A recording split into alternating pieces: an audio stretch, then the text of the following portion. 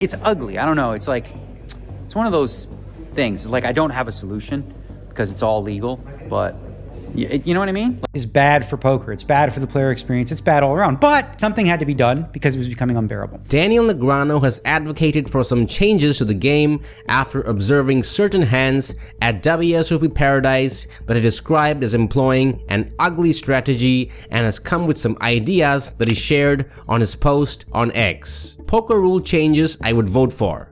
Number 1. No face covering of any sort. 2. No sunglasses. 3. If a player bets 90% or more of their stack, it's an automatic all-in. And 4. No card protectors allowed on the table. Face masks have become increasingly common at poker tables, with Isaac Haxton standing out as the most notable mask wearer due to his status as one of the world's top poker players. Haxton's choice to wear a mask has drawn criticism from the anti-mask crowd, including Phil Hellmuth, who earlier this year urged him to remove it. Isaac Haxton, however, refused to comply and has remained steadfast in his decision. Meanwhile, Daniel Negreanu has expressed support for banning face coverings at the poker table, extending his stance to include sunglasses as well, as in this high-tech age, it could just as easily be used for cheating. For locations with brighter lights, Negreanu suggested wearing sunglasses where your eyes are visible, like RA Optics. When quizzed about the no card protector rule,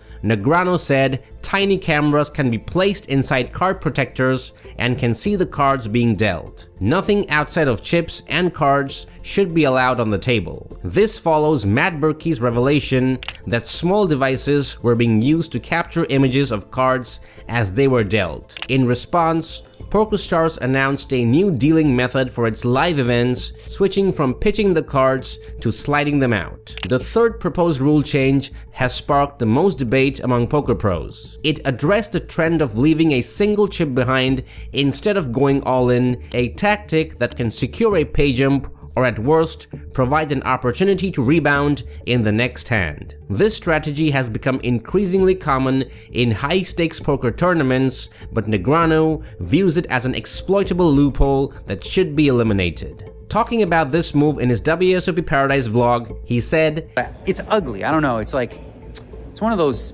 things. Like, I don't have a solution because it's all legal, but you know what I mean?" Tom Dwan mostly agrees with Daniel except for Rule 3, stating the other player should be given the benefit of the doubt if they believed it was an all-in situation. He adds that it should be about 97% in his opinion, and specifies that it only applies if it involves one chip, not two or more. Replying to Brian Rast on his X thread, Negreanu elaborated on his concern, sharing 2 examples he observed at WSOP Paradise where the tactic was used as what he described as a legal angle. Twice in 3 days, I saw number 3 being used. On the turn, a player bets 2 million, leaving back a 5,000 chip. The other player does not notice the chip, calls, and turns over their hand. After hitting the river, the first player gets to save their last chip. At a final table, a player jams all but one chip.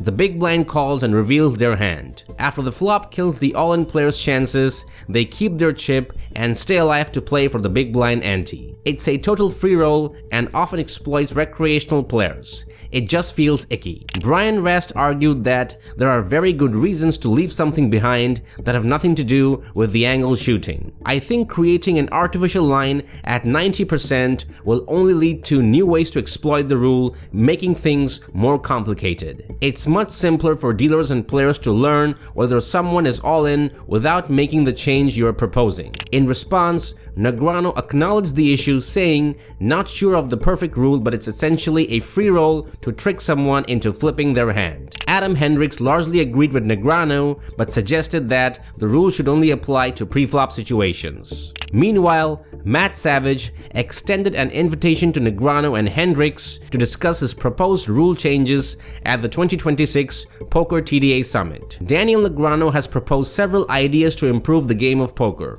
Now, it's up to tournament organizers, poker room managers, and the broader poker community to determine whether his suggestions will be adopted. Let us know in the comments on what you think.